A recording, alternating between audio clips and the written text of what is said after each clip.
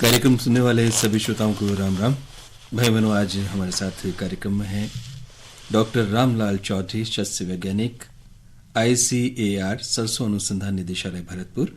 और आज इनसे हम जानकारी लेंगे राई सरसों की कटाई, गहाई, भंडारण प्रबंधन के बारे में। तो डॉक्टर रामलाल चौधरी, कार्यक्रम में आपका स्वागत। बहुत बहुत धन्यवाद जी। और जैसा कि हमारा विषय है, तो सबसे पहले हम आपसे ये जानना चाहेंगे कि राई सरसों की फसल की कटाई का उपयुक्त समय क्या है। जी, सबसे पहले किसान भाइयों और सभी श्रोताओं को मेरा नमस्कार। देखिए, राई सरसों फसल देश के विभिन्न भागों में जैसे तोरिया के रूप में सरसों और राई फसलें इत्यादि के रूप में ली जाती है, जिनके पकने का समय अलग अलग होता है। राई सरसों के कटने का जो उपयुक्त समय है वो निर्भर करता है कि बुआई कब की गई, या उगाई जाने वाली किस्म कौन सी है, या अपनाए जाने वाले प्रबंध कार्य कैसे हैं, और खेती के स्थान इत्यादि बातों पर निर्भर करता है जी।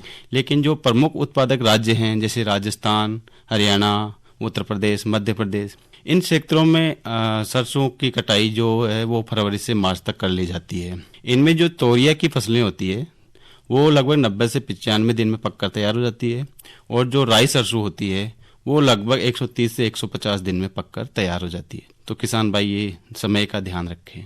समय की आपने बात करी, तो थोड़ा सा यहाँ हम जानना चाहेंगे कि उपयुक्त समय पर कटाई के क्या लाभ हैं। उपयुक्त समय पर कटाई करने पर फलियों से बीजों के बिखरने, हरे बीज की समस्या तथा कम तेल अंश युक्त सिकुड़े हुए बीजों के कारण होने वाली हानि को कम किया जा सकता है। बहुत जल्दी कटाई करने पर यदि तत्काल कृत्रिम रूप से सुखाया नहीं जाए तो मृत बीजों की प्राप्ति ज्यादा होती है, और दूसरी ओर कटाई में अगर देरी हो जाए तो बीज फली से झड़ने लग जाते हैं, जिसके कारण हानि होती है। इस प्रकार फसल को जल्दी या देरी से कटाई करने पर 2 से 4 क्विंटल पैदावार कमी हो जाती है। साथ साथ में अगर हरी फली की अवस्था में अगर कटाई कर ली तो इसमें तेल की मात्रा जो है वो 3 से 4% तक कम हो जाती है। वो कौन सी अवस्था है जिसपे किसान भाई ये निर्णय करे कि अब हमें अपनी फसलों की कटाई कर लेनी चाहिए। जी, राई सरसों की फसल की कटाई के लिए सबसे उचित अवस्था तब होती है जब 75% फलियां पीली हो जाए, सुनहरी पीली रंग की हो जाए, और बीज में नमी इस समय लगभग 30% होती है। और अधिकांश किस्मों में इस अवस्था के बाद बीज भार और तेल अंश में कोई वृद्धि नहीं होती है। किसान भाई समझते हैं कि अगर ज्यादा देर पक जाएंगे तो बीज भार बढ़ेगा या तेल के अंश बढ़ जाएगा, जबकि ऐसा नहीं होता है इस अवस्था के बाद में। और इस अवस्था पर अंगुलियों के बीच अगर बीज को दबाते हैं तो वो कठोर प्रतीत होता है। दूसरी ओर उसमें लगभग एक जो फली होती है उसमें 30 से 40% जो बीज होते हैं वो हरे रंग से अपने प्राकृतिक रूप जैसे भूरे या पीले में परिवर्तित होना प्रारंभ हो जाते हैं जी। अगर कच्ची अवस्था में कटाई कर लेते हैं तो बीज छोटे रह जाते हैं तथा उनमें तेल अंश की भी कमी हो जाती है, और साथ साथ बीज के अंकुरण पर भी प्रभाव पड़ता है जी। इसलिए जब 75% फलियां पीली हो जाए खेत में तो उसमें तेल अंश भी सर्वाधिक होता है। मान लो कि किसान भाइयों को इस समय कटाई के लिए उचित मौसम नहीं है, जैसे मान लो नमी ज्यादा है या बारिश हो रही है, तो किसान भाई कटाई नहीं कर पाते हैं। तो इसलिए क्या करना है, उस समय उनको रोक देना चाहिए। और किसी कारणवश ऐसा भी होता है कि फसल ज्यादा पक जाती है, किसान भाई काट नहीं पाते हैं, तो इस स्थिति में किसान भाइयों को सुबह के समय कटाई करनी चाहिए, क्योंकि रात की जो ओस होती है इससे फलियों में नमी आ जाती है, जिससे बीज छिड़कते नहीं है जी। कटाई के समय की हमने बात करी, कटाई के लाभों की हमने बात करी। उचित अवस्था कौन सी है जहाँ किसान भाई ये निर्णय करें कि अब हमें हमारी फसल काट लेनी चाहिए।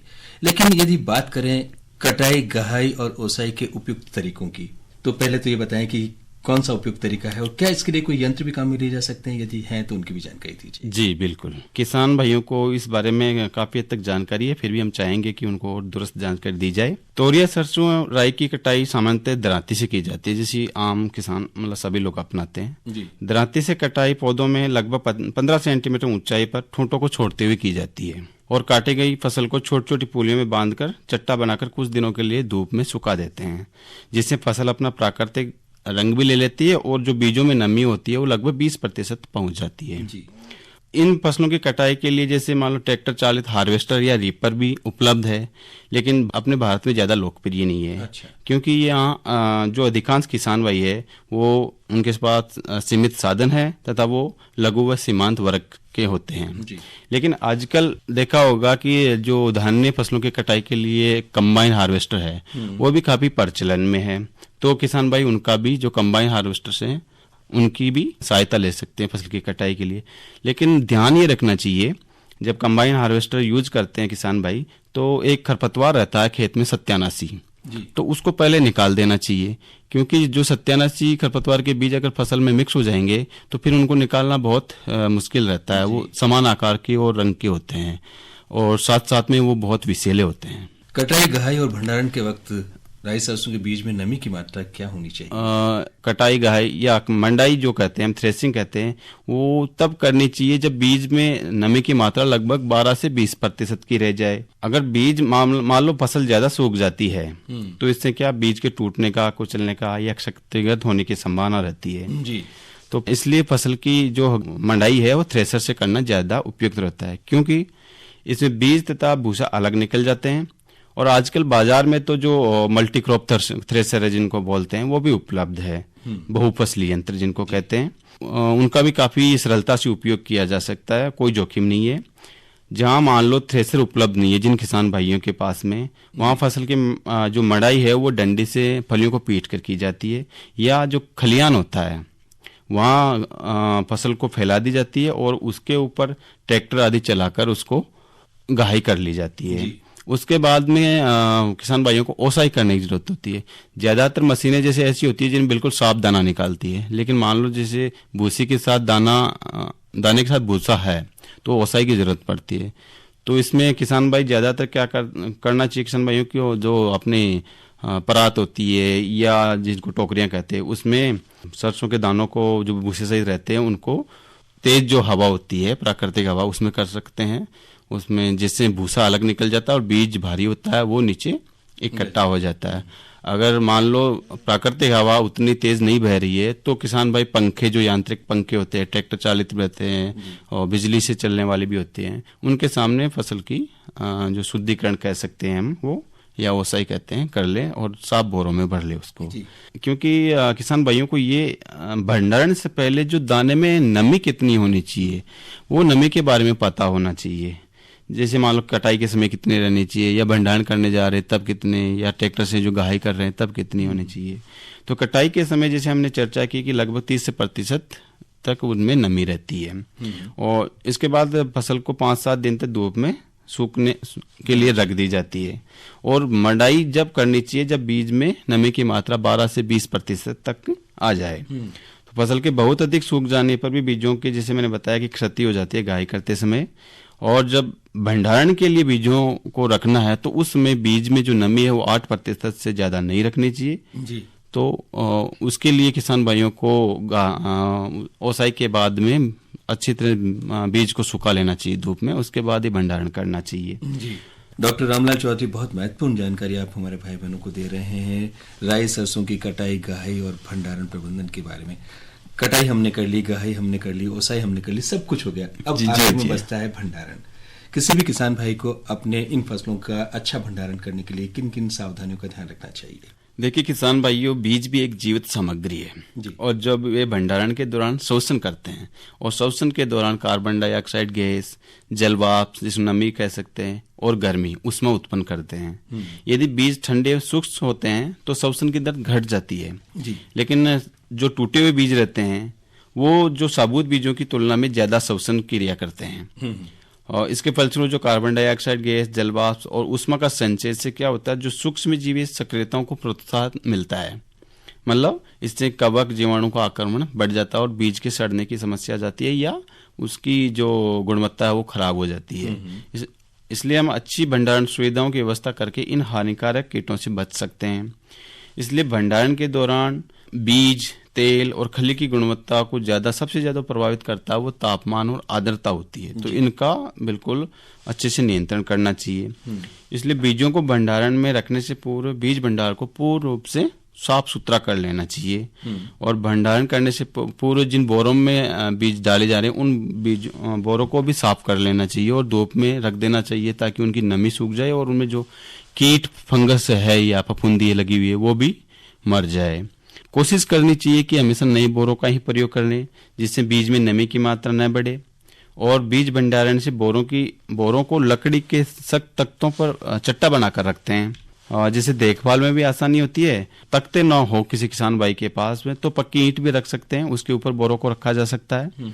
फिर बोरों को भंडारण की दीवारों से लगभग 8 से 12 इंच की दूरी पर रखना चाहिए। जो दीवार होती है भंडार गृह की, उससे 8 से 12 इंच की दूरी पर रखना चाहिए, क्योंकि इससे बरसात के दिनों में बीजों में नमी आ सकती है और जिससे बीज खराब हो सकता है।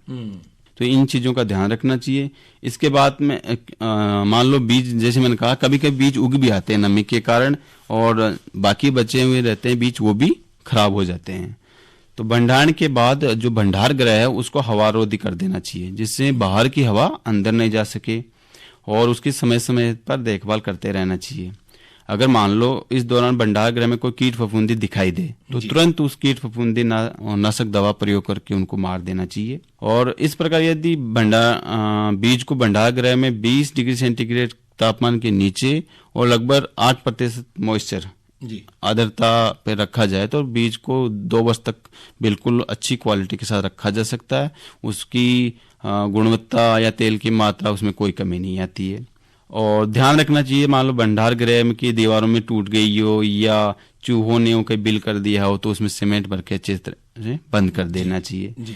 जो भंडारण की परंपरागत पद्धति है, अधिकांश किसान भाई बीजों का भंडारण करते हैं, बोरों में ही करते हैं। पहले बीज को सुखा लिया जाता है, उसके बाद बोरों में भर लिया जाता है। फिर बोरों का चट्टा लगाने के लिए लकड़ी के पटरों का उपयोग किया जाता है और सामान्यतः पटरों को जूट की शीट से ढक दिया जाता है।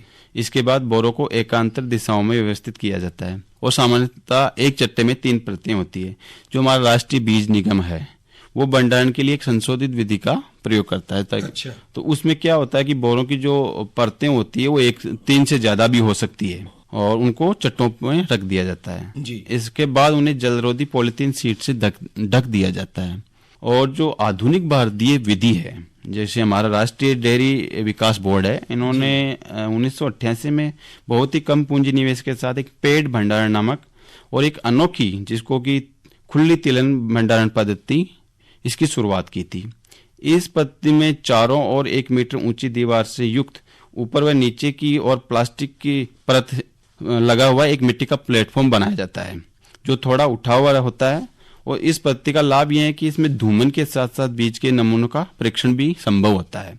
यह पद्धति पूर्णतया चूहा रोधी भी है। डॉक्टर रामलाल चौधरी, सस्य वैज्ञानिक, ICAR सरसों अनुसंधान निदेशालय भरतपुर, आप अपना अमूल्य समय निकाल करके हमारे कार्यक्रम में पधारे और हमारे किसान भाई बहनों को राई सरसों की कटाई, गहाई और भंडारण प्रबंधन के बारे में जो विस्तृत जानकारी आपने उपलब्ध कराई, हमें उम्मीद है आपकी इस जानकारी का लाभ हमारे किसान भाई अवश्य लेंगे। आपका बहुत बहुत धन्यवाद।